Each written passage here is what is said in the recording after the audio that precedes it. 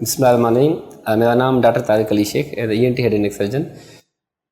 اکثر patient complain کرتی ہیں سر گلے سے بلڈ آنا شروع ہو گئی ہے اور تھوڑی فریش بلڈ ہوتی ہے. جب بھی ہم اسپٹ کرتے ہیں تو بلڈ آتی ہے, یا جب بھی ہم ناک سے تھوڑا سا ریشہ آتا ہے تو تھوک کے ساتھ بلڈ آتی ہے. وہ بہت زیادہ کانشیس ہوتے ہیں کہ کہیں یہ خدا نہ خواستہ سر کوئی خطرے کی بات تو نہیں ہے, یا کوئی کینسر تو نہیں ہے گلے کے اندر, یا کوئی ایسا. تو بنیادی طور پہ اس کی وجوہات کیا ہیں اور اس میں ہم ٹریٹمنٹ کیا کریں گے.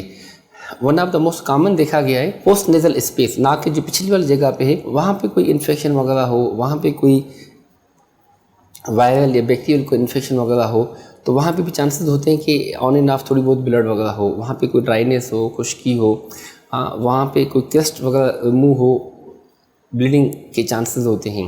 اسی طرح گمس ہیں, وہ لوگ جو ہارڈ برش استعمال کرتے ہیں تیزی کے ساتھ ڈرامہ کر لیتے ہیں, ریپیٹیڈ ہارڈ برش زور کے ساتھ استعمال کرتے رہتے ہیں, اس کی وجہ سے بھی گمس میں ڈیمیج ہو جاتے ہیں. الٹیمیٹلی بلیڈنگ کے تھوڑے تھوڑے آن اینڈ آف اسپیٹم میں سیلیویا کے ساتھ چانسز ہوتے ہیں.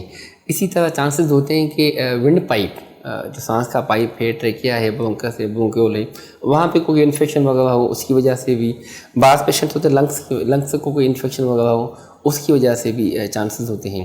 تو ایسے پیشنٹ کو ہم ایک دفعہ معائنہ کرتے ہیں, ناک کی پچھلی والی جگہ اس کو ہم اچھی طریقے سے دیکھ لیتے ہیں, اورل کیویٹی, اورل فیرنکس اس کو دیکھ لیتے ہیں, ساتھ میں خوراک کی نالی, چیسٹ ہے, اس کو ایک دفعہ معائنہ ہم کر لیتے ہیں. ہسٹری شارٹ ہوتی ہے, آن اینڈ آف بلڈ ہوتی ہے, ایکسیسو اماؤنٹ میں نہیں ہوتی, کوئی بھی کسی بھی قسم کا فیور نہیں ہوتا, ویٹ لاس نہیں ہوتا, انٹیک وغیرہ نہیں ہوتا, ساتھ میں بخار وغیرہ نہیں ہوتا, اس طرح کی کوئی بھی کمپلین نہیں ہوتی آن اینڈ آف.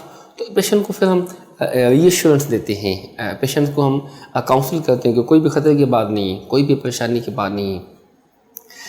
آپ 2-3 چیزیں کر لیں جس میں 99% چانسز ہوتے ہیں چیزیں بالکل سیٹل ہو جاتی ہیں, کیونکہ پیشنٹ کی ہسٹری بتاتی ہے کہ اگر یہ ہارڈ برش استعمال کرتے رہتے ہیں, زور کے ساتھ استعمال کرتے رہتے ہیں اور ریپیٹیڈلی کرتے رہتے ہیں, تو اس پیشنٹ کو کہا جاتا ہے آپ اچھی طریقے سے سافٹ برش لیں, بڑے سافٹلی اسموتھلی آپ استعمال کریں. اچھا, جو ناک کی پچھی کی وجہ سے انفیکشن وغیرہ ہو, ڈرائنس وغیرہ ہو, تو کہتے ہیں ناک کو آپ اچھی طریقے سے سیلینس نیزل ڈراپ کے ساتھ آپ ناک کو واش کیا کریں, نمکین پانی کے ساتھ ناک کو اچھی طریقے سے واش کیا کریں.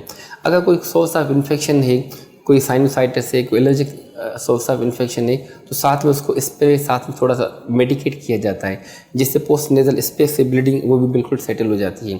اسی طرح ساتھ میں پیشنٹ کو کہا جاتا ہے کہ اگر گیسٹرواسوفیگل ریفلکس ہے اور ساتھ میں آپ کو گلے میں مسلسل ایچنگ ہوتی ہے, خارش ہوتی رہتی ہے, اور بعد میں تھوڑی آن اینڈ آف کبھی کبھار بلڈ آ جاتی ہے, تو ایسے پیشنٹ کو پھر ہم کہتے ہیں کہ آپ احتیاط کریں کہ کسی بھی قسم کے کولڈ ڈرنکس, اسپائسی چیزیں, فاسٹ فوڈ, جنک فوڈ, یہ چیزیں آپ استعمال نہ کریں. بریانی, پراٹھے, آپ ایکسیسو فیٹ چیزیں یہ آپ استعمال نہ کریں. واک کریں, آپ وٹامن C وغیرہ لیا کریں, آپ سیلڈ لیں, پھل لیں, فروٹس وغیرہ لیں.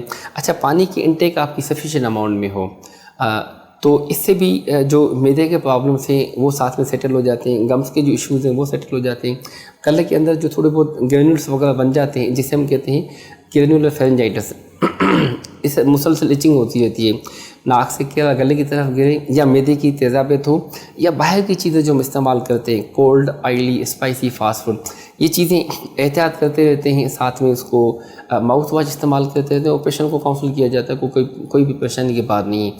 تو اس سے انفیکشن وہ بھی سیٹل ہو جاتا ہے, گمس کے پرابلم وہ بھی سیٹل ہو جاتا ہے, میدے کے پرابلم وہ بھی سیٹل ہو جاتے ہیں, ناک کے پیچھے کوئی سورس آف انفیکشن ہے وہ بھی ساتھ میں سیٹل ہو جاتا ہے, اور پیشنٹ 99% بالکل سیٹل ہو جاتا ہے. So it's all about blood in saliva, blood in sputum, اس کی احتیاطی تدابیر and treatment. Thank you so much.